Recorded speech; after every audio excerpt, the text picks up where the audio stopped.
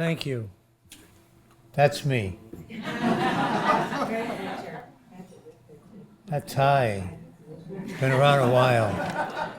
This is quite an honor. You know, ever since I can remember, both as a little boy in Puerto Rico, my father had a radio that he listened to all the time, and he got shortwave from the U.S. and from other places. And I remember also something that's been part of my life ever since, and I came here when I was 6 years old. But I remember when he came back from the war, he brought a stack of 78 records. For those of you under 30, they were records, they were 78. One song on one side, one song on the other side, of Frank Sinatra. And that's how I first learned to listen to the English language. In fact, that may be why I'm the only New Yorker who says Tuesday instead of Tuesday, because Mr. Sinatra spoke Hoboken but sang perfect English. And throughout the time, I've always been a big fan of the airwaves, as I call them, radio, television, and now the digital world that we live in. I do my own tweets, I do my own Facebook posting, I do my own Instagram. Sometimes it's about baseball, sometimes it's about food or places, and every so often it's about politics. When I look on the wall and I see Sid Caesar and I see Ernie Kovacs, names that may not mean much to some of the very young people in the crowd, these were pioneers who dared to play with the medium of television when it first came out and do skits and do stuff that was just you were not allowed to do. And then, of course, Jack Benny and the others who on radio gave people so many years of full understanding of the medium and how to grow. And incidentally, if you listen to, pardon the expression, for those who may not like it, satellite radio, so one day I'm at a hearing and I asked somebody, why is there no satellite radio in Puerto Rico? And they told me because the satellite won't get there. I said, why don't you borrow one from the CIA? And now Puerto Rico has satellite radio. And the other broadcasters hate me for it. But I remember how, I was just thinking the other day, how times have changed. Today we fight wars, and we never seem to have the country united on the war. And yet you listen to those old radio shows, and at the end of the show, they always told you buy bonds, turn in your tin cans, turn in your foil, whatever for the war effort. And what was it going on? It was a war that people were fighting, but it was also the information war that the airwaves had, carrying the message and carrying the need for people to be together. It's been said that I've been a champion, if you want to call it that, on net neutrality. Well, I'm going to have to be a champion again this year, and so will all of you, because there's language being presented that again tries to delay net neutrality until the courts decide what to do about it. And I really believe that our democracy allows for something to go forward. Then if the courts want to stop it, they can stop it. But you don't wait for every case to go through before you go through with a good idea. You go with it and then you let people judge on it.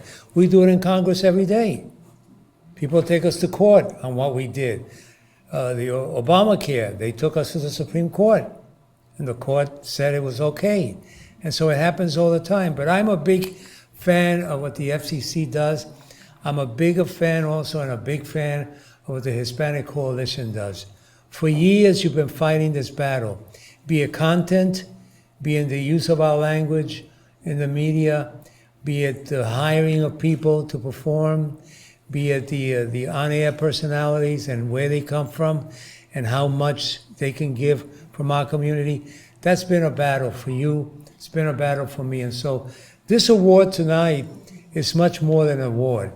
It's one that actually, you know, if I was thinking of retiring, which I'm not, but if I was, it's only my 41st year in public office.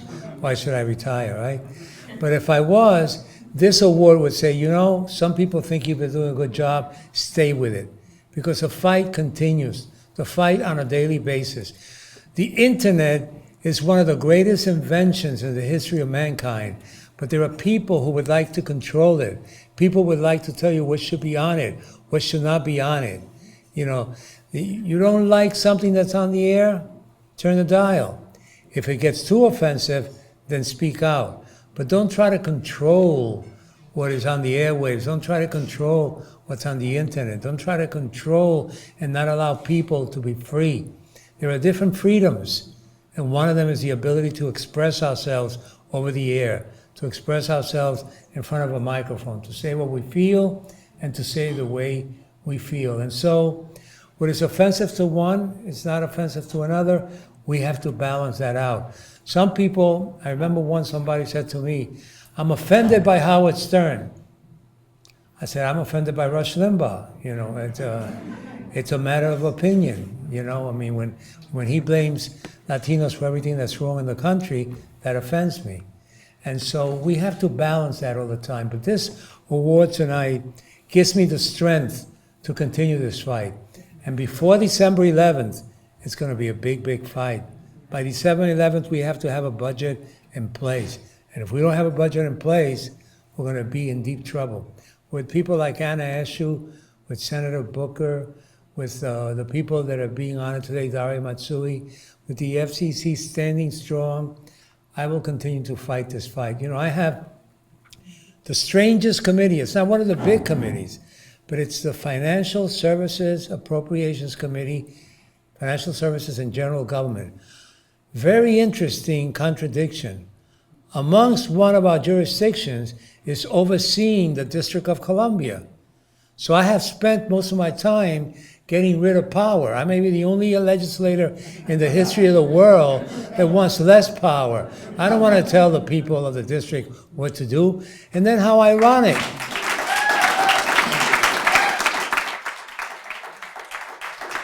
How ironic. I was born in an American colony. You think I want to treat another group like a colony? Not me. So we will continue this fight. Thank you for this award. Thank you for this photo, which I've been using now for 95 years. No, if you really knew your game, you would look at the button and know how old that picture is. But it's not that old. Thank you so much. You know, we have a saying in Spanish, dime con quién andas y te diré quién eres. Tell me who you walk with and I'll tell you who you are. I walk with you, you walk with me. We are one and we will win at the end of the day. Thank you.